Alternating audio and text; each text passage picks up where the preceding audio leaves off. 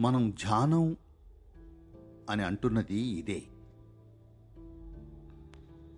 అంటే instead of ఇక్కడ ఒక వ్యక్తిగా కూర్చోవడానికి బదులుగా మీరు ఒక జీవంగా ఇక్కడ కూర్చుంటున్నారు. నిజానికి మీరు అది బట్టి వ్యక్తిత్వం అంటేనే మిమ్మల్ని మీరు ఒక నకిలీ రూపంలో చూపించుకోవడం. అది అసలైంది కాదు, అది కల్పితం. మీరు నిరంతరం మోయాల్సిన ఒక ముసుగు. ఒక జీవి సంపూర్ణం, ఈ జీవం సంపూర్ణం. వ్యక్తిత్వం ఎప్పటికీ సంపూర్ణం కాదు, దాని స్వభావరీత్యానే కాదు. కాబట్టి మీరు మీ వ్యక్తిత్వంపై ఎంత ఎక్కువగా పెట్టుబడి పెడితే అంత అసంపూర్ణంగా, అభద్రతగా అనిపిస్తుంది. కాబట్టి ఆధ్యాత్మిక ప్రక్రియ అంటే ప్రాథమికంగా మీ జీవితంలో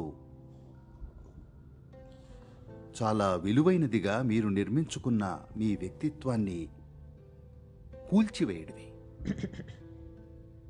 మీరు ధ్యానం చేసే ముందు ఇది అర్థం చేసుకోవాలి. మీరు ధ్యానానికి కూర్చున్నప్పుడు మీ జీవితాంతం దేనికోసమైతే పోరాడతారో దాన్నే మీరు నాశనం చేయడానికి ప్రయత్నిస్తున్నారు. మీరు ఎవరితోనైనా గొడవ పడినప్పుడు అదసలు దేని గురించి? ఎవరో మీ వ్యక్తిత్వపు నీడపై కాలు వేస్తున్నారని. ఎందుకంటే మీ వ్యక్తిత్వం ఒక నీడ మాత్రమే, అది ఎప్పటికీ నిజం కాదు. ఎవరైనా మీ నీడపై కాలు వేసి అది మిమ్మల్ని బాధిస్తే మీరు పిచ్చివాళ్లైనా అయి ఉండాలి, లేదా మీలో అహం బాగా ఎక్కువై ఉండాలి. మరో కారణం ఉండటానికి వీల్లేదు.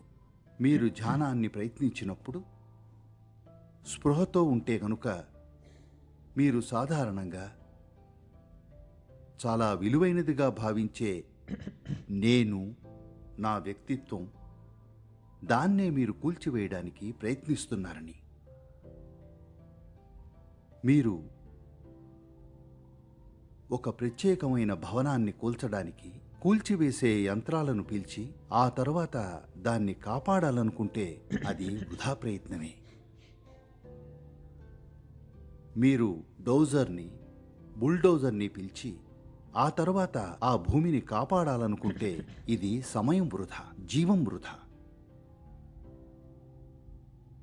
మీరు డోజర్ని పిలిచినప్పుడు మీరు విధ్వంసానికి సిద్ధపడ్డారు. కాబట్టి మీరు కళ్ళు మూసుకునే ముందు ఇది తెలుసుకోవాలి.